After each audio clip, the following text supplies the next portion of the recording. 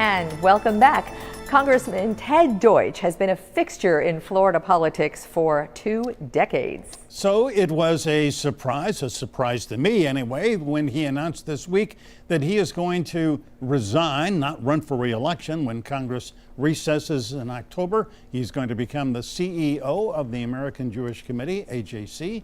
Congressman Deutch joins us now from home where he is recovering from a case of COVID-19. Congressman, glad to see you. How are you feeling? Feeling much better. Thanks very much. It's good to be with you. It's good to be with you both. Well, we are so glad you are too. Congressman, I'm sorry, Glenna, she's greeting you as well.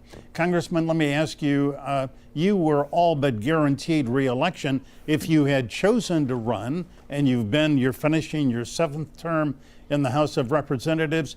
What were the factors that made you say, no, I'm not going to go back? Well, Michael, I love the job.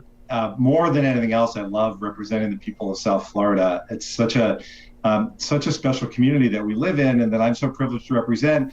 The fact is, I wasn't thinking about leaving, but this opportunity presented itself to focus full-time on a global level on issues that I'm really passionate about and that I know matter to so many people in South Florida too, and that's fighting anti-Semitism and defending Israel and defending the global Jewish community. There are real challenges that we're grappling with in Congress, and there are real threats, ongoing threats to the community. This seems like an opportunity that will give me a chance to really do even more. And it was a hard decision, but I'm excited about the transition.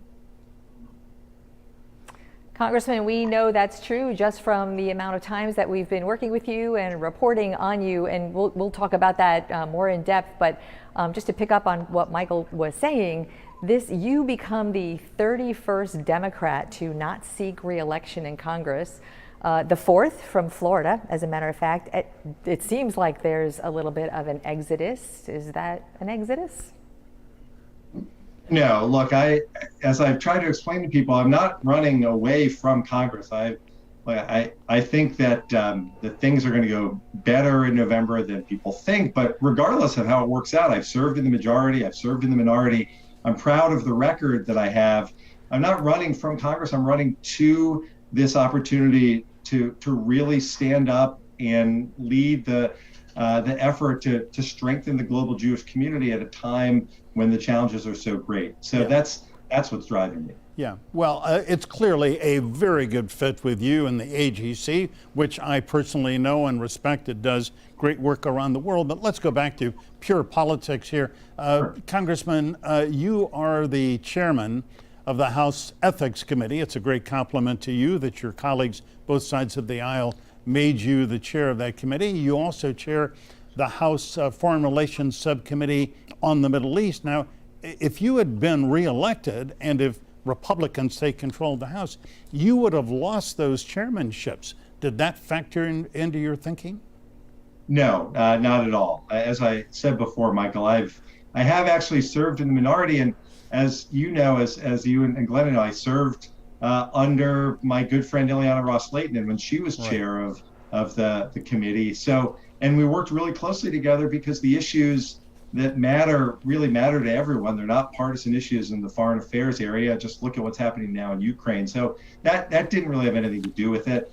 And I would have continued on doing the same sort of work that I've been doing since I've been in Congress, trying to work across the aisle and address the needs that the community wants me to focus on. Congressman, as long as you brought up Ukraine, I would like to talk about your new position, anti-Semitism, the rise of Hitler, in the context of Ukraine right now. And it's been kind of floating around in my head, watching this horror and heartache in real time on social media, what's going on. And I wonder if you can talk a little bit about your thoughts on if we could have done that 70 years ago, if we could have watched the rise of Hitler in real time. Now with hindsight, what should the U.S. have been doing? What should the U.S. be doing now in that context? Well, the one thing that's, I think, very clear from this is it's a reminder that when someone tells us what they intend to do, that we have to take it seriously.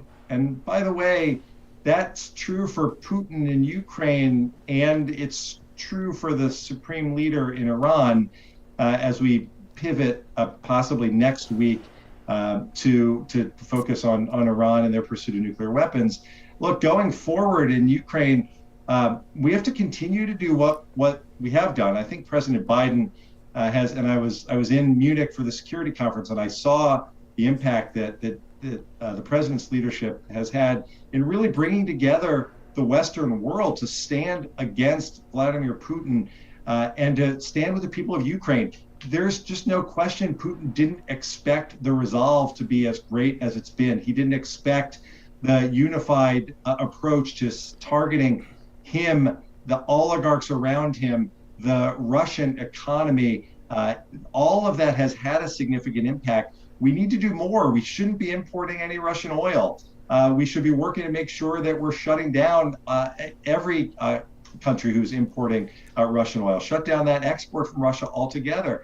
We should be working with more businesses so that they walk away from Russia, just as we saw Visa and MasterCard do over the weekend.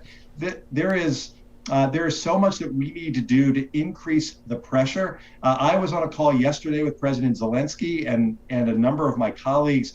He spoke about the need for airplanes so that they could further and better defend themselves. And I think we should be focused on that. So there is a lot more that we could be doing. And then just the one thing, Michael and Glenn, I would say the beauty of the American response is that people have really stepped up to be there for the Ukrainian people, and we should be supporting what is already and will continue to be a massive humanitarian crisis going forward as well. Agreed. The outpouring of support in South Florida, across the country and across the world, have been just astounding and well-deserved. Congressman Ted Deutch, great to speak with you. And until you go to work for the AJC, we will be asking you some pointed questions for your role as a member of Congress. Thanks very much, Ted. And as you know, I always look forward to that. Thank you both for having me. Sure enough.